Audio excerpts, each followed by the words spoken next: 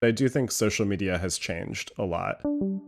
The platforms have deprioritized the content from normal people and these kind of mundane breakfast posts. And I actually surveyed a lot of people when I was writing this piece, and they were telling me that what they really felt repelled by was the kind of chaos that was happening in their feeds. They were competing against news headlines, professionalized influencer content, and now AI generated text and images and video. The medium has gotten higher brow and higher production value, and normal people just can't necessarily keep up with that. So it just didn't feel like a conducive space to putting yourself out there anymore. It just didn't make sense to post your own life.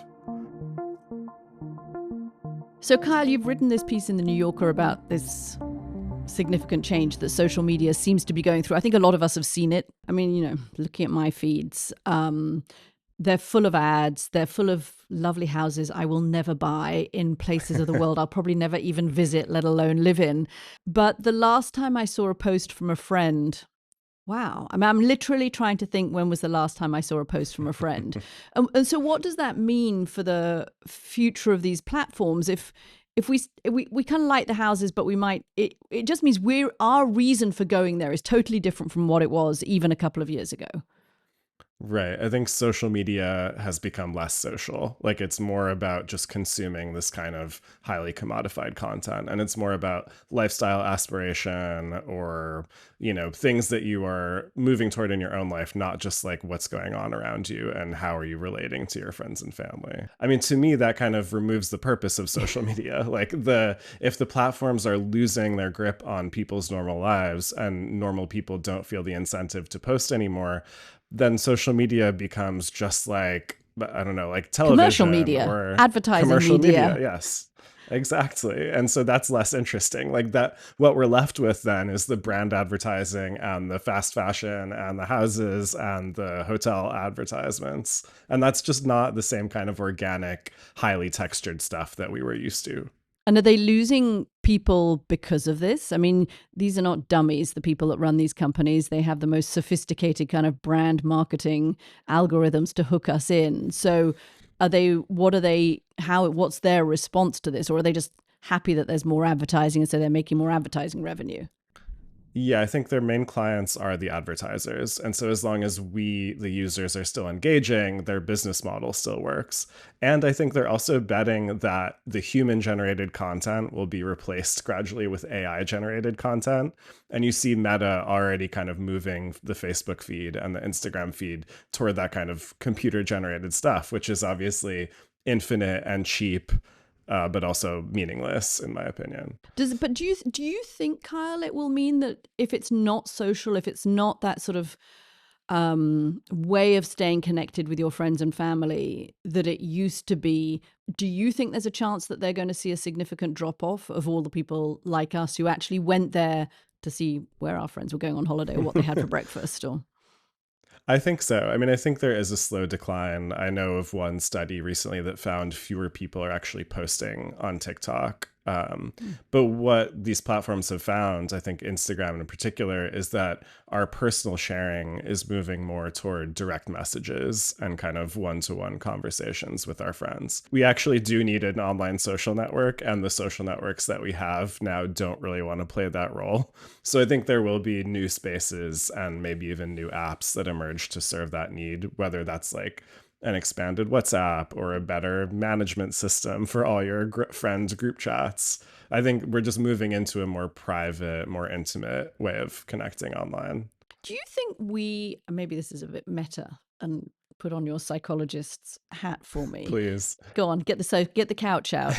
Um, do you think there was a whole feeling amongst my generation. I have kids who are kind of in their 20s and teens, and it always struck my generation that wow, these kids don't care about privacy. They're happy to put anything out there, that it wasn't a problem. And I'm just wondering actually if we were wrong and they tasted this world where everything was put out there in public. And now they're thinking, actually, you know what? No, I'd rather my groups were more intimate and curated and actually my friends, as opposed to the whole world knowing what I had for breakfast. Yeah, I think we kind of learned the downside of broadcasting your private life online over the course of the 2010s. And you could see that with public shaming or kind of viral embarrassments that happen to people. So I kind of think the social contract of social media has changed. Like, the deal is, if you put stuff out there, if you put out content, you could get this massive audience. But that becomes like a vicious cycle. That becomes your entire life. So unless you're literally trying to become an influencer or a creator or like a professional internet poster, the deal doesn't seem so good anymore. Like the downsides of posting are too great and the advantages are not good enough. And so you might as well just text your friends. And how does this impact the conversation around phones and kids and schools? And I had a super interesting conversation with Jonathan Haidt, who's obviously done a lot of work on this, on trying to get phones out of schools. Do you think this, if the trend are spotting turns out to be a kind of a significant wave and a significant, you call it posting zero, if that's what we're kind of moving towards, does it actually make it easier, do you think, to break that phone and device addiction for kids? It's a good question. I mean, I do think we've passed peak social media in a way, but then I don't think that removes the 24/7 digital conversation that people are having anyway. It's just like the conversation and the action moves away from the public channels into these group chats, into DMs, or a more ephemeral platform like Snapchat. So like the addictive capacity of the phone is still there. The distraction is certainly still there, but I think there's less of this public nature of it. Like, I think it is a little bit better that we've moved out of the public sphere and have removed that risk of just getting totally exposed to the entire world and going viral for the wrong reasons. But, we're still texting each other all day. We're still consuming memes. We're still getting distracted by feeds. Well, throw it forward, Kyle, to us. Okay, you study this. If I said to you, okay, what are we going to be looking at on our phones in 5 years' time, or 3 years' time even, how different would it be, our interaction with our phones and our devices and this social component? I think it'll be even more like television. I mean, I think if we see the way things are going, it's a lot of professionalized media, it's a lot of passively watching stuff. And we kind of see this merging today of YouTube and TikTok and Netflix into just an unholy combination of audio and video and algorithmic feed. So if I had to predict, I think we're moving more in that direction, and the conversation and social aspect will be in text messages, or will, move almost, I think it might move more into real life. Actually, I do think this peak social media has created more of a desire for in-person interaction and has reminded us of the value of actually sharing things in real life. So that makes me a little bit hopeful. Do you think we'll get to a kind of posting zero world where not companies and influencers and professionals, but people like you and I just are not posting anymore?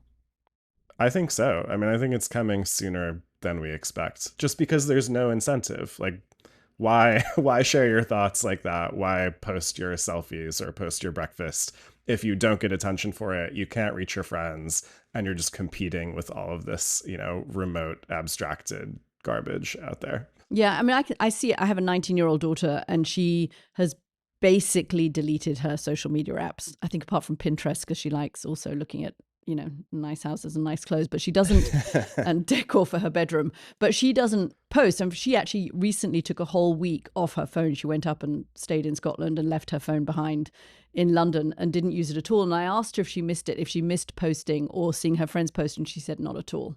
And I don't know if she's a canary in the coal mine, but I sort of feel she is, that she was born in 2006, and now she and her friends are sort of done with it.